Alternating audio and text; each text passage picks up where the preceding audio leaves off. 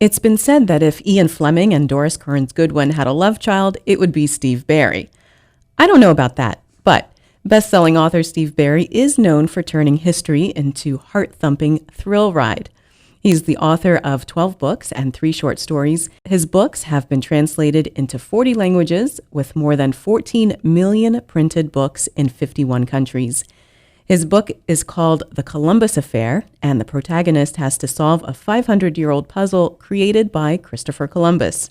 Steve Barry and his wife Elizabeth have also created a foundation called History Matters, dedicated to historic preservation projects. He joins me in the studio. Steve, welcome. Good to be here. You've written 12 books. Do you ever worry about not having ideas for more books? All the time. All the time. It scares me to death. In my genre, originality is vital. You can't do the same thing over and over again. And unfortunately, in my genre, the fields have been plowed. There's a lot of plowing. In fact, not only have they plowed them back, forth, diagonally.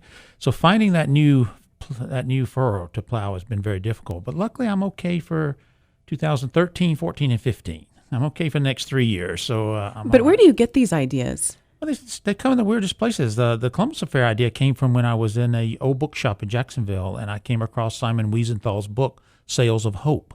And I read it, and it said, that's amazing. I never thought about that before. I never thought that Columbus may have been Jewish. And if he had been Jewish, what does it matter? And so that all began to rattle around in my brain, and that's where the novel came from. Do you typically know the whole story in your head before you start writing, or do you start writing and then just go wherever the story leads you? No, I wish I knew the whole story. I think I do. I come up with an idea that I'd like to play out. It rarely plays that way. And I try to plot 100 pages ahead of myself and to be specific. But unfortunately, only a few books. Romanoff Prophecy was one of those ones where I had the whole book. I got the whole book, bam, everything in one shot, and wrote it very quickly. That was one of the first and only time that ever happened. Most of it's a real struggle where I have to work on the plot constantly. And isn't the end the hardest part? Well, the end you got to have first. Okay. When I'm teaching writing, I teach all the time. They always say, where do you start a book? Well, you start a book as close to the end as possible. That's where you start a book. Now, what does that presuppose? You have to know the end to get close as you can to it. So I pretty much have the ending of the book of where I want it to be. It changes a little bit, but it's pretty close to where it is. Otherwise, I would not know where to start.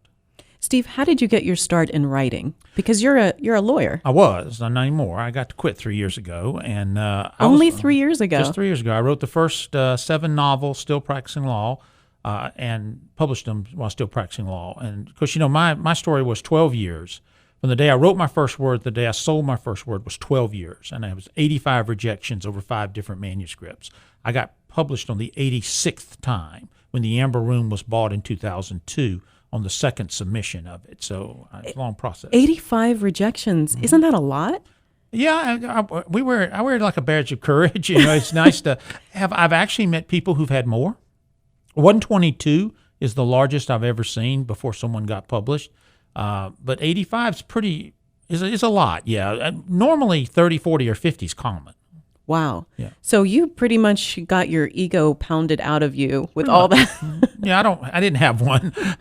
You hear a lot of no. So you don't, when it finally happened, it was thrilling in one respect. It was a little anticlimactic in another respect because of so many rejections. You go like, wow, I really never thought this was going to happen. But when it did, it was kind of neat. And you're self-taught, so you just kind of figured it out on your own. Well, yeah, all writers are that way.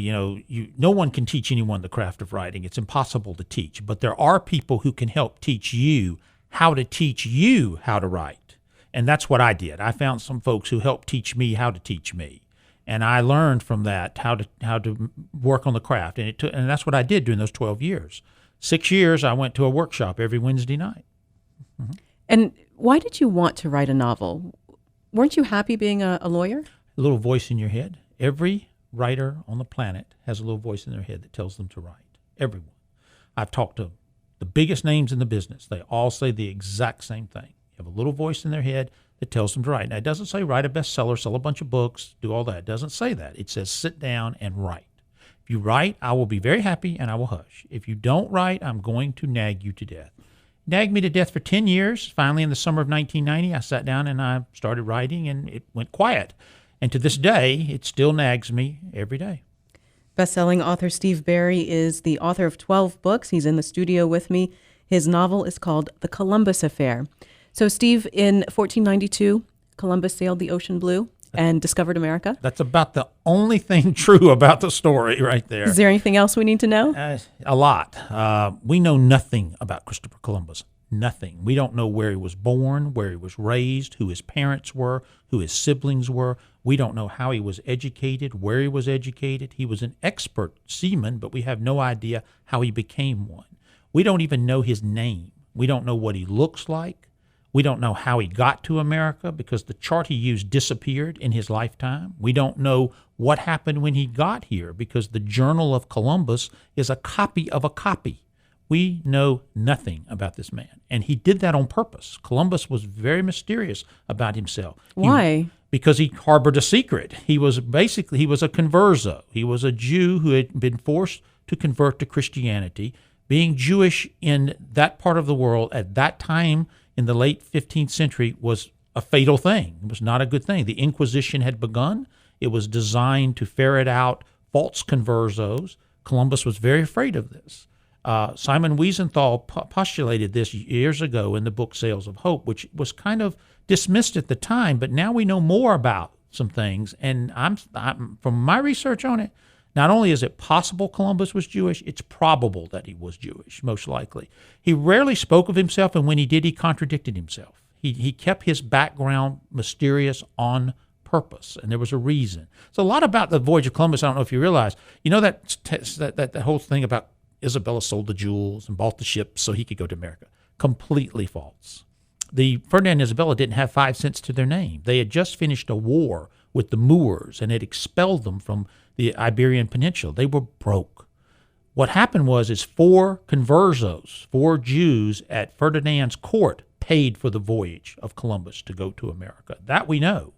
Why did they pay for it? Well, there's a reason why they paid for it. This is all explored in the novel, along with some other very interesting things, how the Columbus family controlled the island of Jamaica for 150 years. So, Steve, I thought this was interesting. You quote in your book from an anonymous observer who says this: "For 500 years, historians have pondered the question, who was Christopher Columbus? The answer is simply another question, who do you want him to be?" Exactly right. I wonder does he deserve all the honor that we give him in this country as no question. Discovers America? He gets a national holiday. Well, first of all, we know for a fact he didn't discover anything because America had been discovered a million times by the time he got here. What Columbus did, though, is he put the New World on the map, and he opened up the New World and the Old World to connect. And for that, he changed the course of human history. So absolutely, he deserves it. He took a big gamble going across that water. He didn't know what was on the other side of that water. He did take a gamble, and he paid off. Now, in the end, he got cheated, he got lied to, he got deceived, and Ferdinand abused him.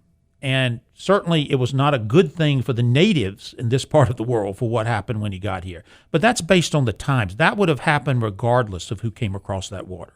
So Columbus does deserve the fact that he changed the course of human history, but he did it for a very different reason than what we know for. You mentioned the country of Jamaica, and the Columbus Affair opens in Jamaica. Why? Why is that island so important? When the Columbus family was cheated out of what they were entitled to, Columbus's daughter-in-law sued King Ferdinand, which is amazing. I didn't know you could sue the king, but you can. And you sue him in an ecclesiastical court. And it was very embarrassing to Ferdinand because he had clearly lied to Columbus, and he was doing it. So he asked her, "What can I give you for you to go away?" Now, Columbus is dead at this point. "What can I give you to go away?" She says, "I want the island of Jamaica. That's all I want. And I want total religious control of that island." And he gave it to them. And the Columbus family ruled Jamaica for 150 years, and they kept the Inquisition off Jamaica. And they did that for a reason. There's a reason why they kept them off there. Because of the Jewish connection? Yes, definitely. Jews flourished in Jamaica for 150 years. And there's still a local legend down in Jamaica that deals with Columbus that I used in the novel. Tell me about this new hero. His name is Tom Seguin. And how is he different or similar to, the other guy, Cotton Malone? Well, he's he's different, and that's why I did. See, Cotton took a year off. He called me on the phone about 2 years ago, and he asked me if he could have a year off, and I gave him a You just vacation. needed a break from him. No, you guys are spending too much time. He does call. He does call. He does. He called up. He was tired. I've been blowing up his bookshop, causing him problems, so I let him off for a year. And I created Tom Seguin, a disgraced newspaper reporter who has very different motivations than Cotton and very different things. But it's still action, history, secrets, conspiracy, international settings is what the book is. But Tom has a different way of getting himself in and out of trouble. Your characters do have flaws, and that makes them more interesting. But this guy, He's bad. he was about to commit suicide. The book opens with him putting a gun to his head. He's about to kill himself. A man shows up and says, "I have your daughter." Trouble is, Tom hates his daughter, and his daughter hates him. They have hated each other for years. This is an adult daughter. Yes, she's adult, and they despise it. And what does he do? Does he go ahead and kill himself because he's had enough? Or does he help this woman who hates his guts? Obviously, he helps the woman. Otherwise, the book would have ended in chapter 1. But he has a great dilemma right off the bat that he has to deal with. And Tom is very conflicted. But during the book, he changes, and things change for him, and life takes on a new perspective. The book we're discussing is called The Columbus Affair. Steve Berry is the best-selling author of 12 books. He's also the founder of a nonprofit called History Matters, dedicated to preserving our history. The bad guy in this novel is Zachariah Simon, who's named after your agent. Yes, he is. My agent wanted to be the meanest, nastiest person in the book, so I said, no problem. So I take it he's not really like that. He's the sweetest guy in the world and one of the smartest men in the book business. His name is Simon Lipscar. I used his middle name and his first name and created Zachariah Simon. So he takes great pride in being the bad guy in this book. He likes that. Do you put other people that you know in your books? Oh, yeah. Brian Jameson, who's in this book, was our neighbor. Tom, the main character, is named for my next-door neighbor, and his wife is named Michelle. So Tom's dead wife in the book is named Michelle. There's a whole bunch of folks. Trey Halliburton is in the book. He's a friend of ours. I used a lot of neighbors. We moved into a new neighborhood and met some new people, so I used their names. Yes. They like it. They enjoy it. I tell them, though, it's not necessarily a compliment when I use your name. You usually die an excruciating death. I heard actually that's how Ian Fleming named James Bond after some guy he knew or some neighbor. Well, it was actually from a book. He was writing in Jamaica, and there was a book about birds. Right. And it was written by James Bond. That's and it. If you'll watch one of the later James Bond's movies with Pierce Brosnan, they actually have the book in the movie, and it makes a cameo. Brosnan picks it up and holds on to it. Yeah.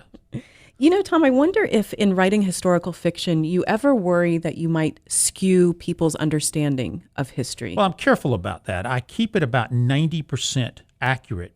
I have to trip it up because it's a novel. Like in this case, what does it matter if Columbus is Jewish? I had to add a little twist to make it matter. But I put a writer's note in the back of all of my novels. I spend about a week writing that writer's note, and I go through line by line, chapter by chapter, and I tell you what's true and what's false.